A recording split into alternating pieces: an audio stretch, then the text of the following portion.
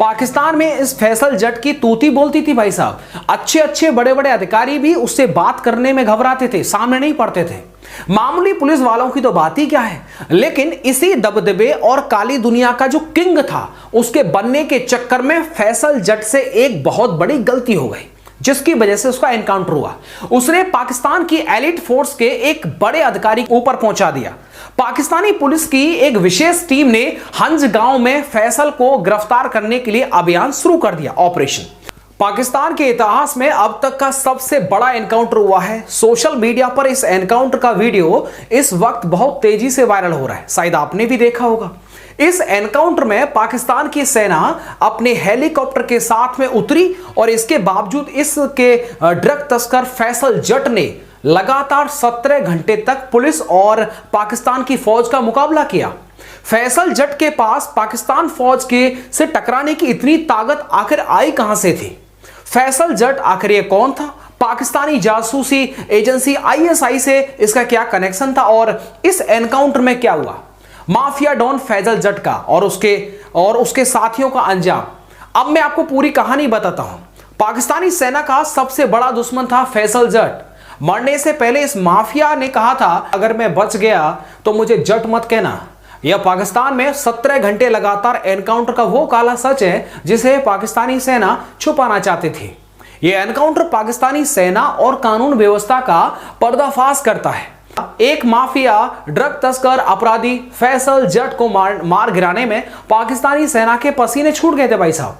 पाकिस्तान के पंजाब प्रांत के गुजरात जिले के हंज गांव की ये अपराध कथा, जो मुल्क में गली गली में जो है लोग चाप से इसको सुन रहे हैं। अपराध की दुनिया में फैसल जट का नाम मोस्ट वांटेड की लिस्ट में था और अपने इलाके में उसकी ऐसी धाक जमी थी कि जिधर चलता था लोग घरों में दुबक जाते थे। खुलेआम जिसे चाहे उसे ऊपर पहुंचा देता था। लेकिन क्या मजाल के पाकिस्तान की पुलिस उसका बाल भी बांका कर सके। लेकिन अपराधी और कानून के बीच आंख में चोली चाहे जितनी भी लंबी क्यों ना चले, अंततः अपराधी का ऊपर पहुंचना तय ही होता है। फैसल जट के साथ भी कुछ ऐसा ही हुआ। 18 दिसंबर 2024 की दोपहर शुरू हुआ यह ऑपरेशन और 19 दिसंबर की सुबह खत्म हुआ, जिसमें फैसल के आपराधिक साम्राज्य का अंत हो गया। इस एनकाउंटर में छलनी हो गया फैसल जट।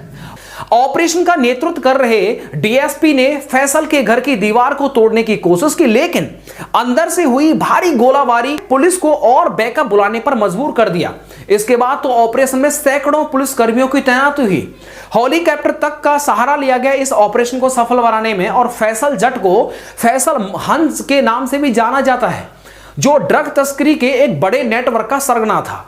फैसल जट पाकिस्तान में कोहराम मचाने में इसलिए कामयाब रहा क्योंकि उसे पाकिस्तानी हुक्मरानों की ओर से हिफाजत मिलती थी। दहशतगर्दों के साथ उसका उठना बैठना था और पाकिस्तान में अपराध का ग्राफ चौंकाने वाला है। पाकिस्तान की सेना के संरक्षण में ही ड्रग तस्करों का नेटवर्क फलता फूलता है।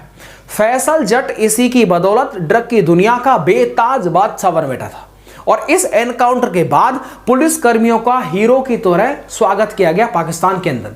और एक मीडिया रिपोर्ट में बताया गया है कि इस पूरे ऑपरेशन में लगभग 1 लाख से ज्यादा भाई साहब गोलियां चलाई गई थी, जिसका इस्तेमाल किया गया था इस ऑपरेशन के लिए।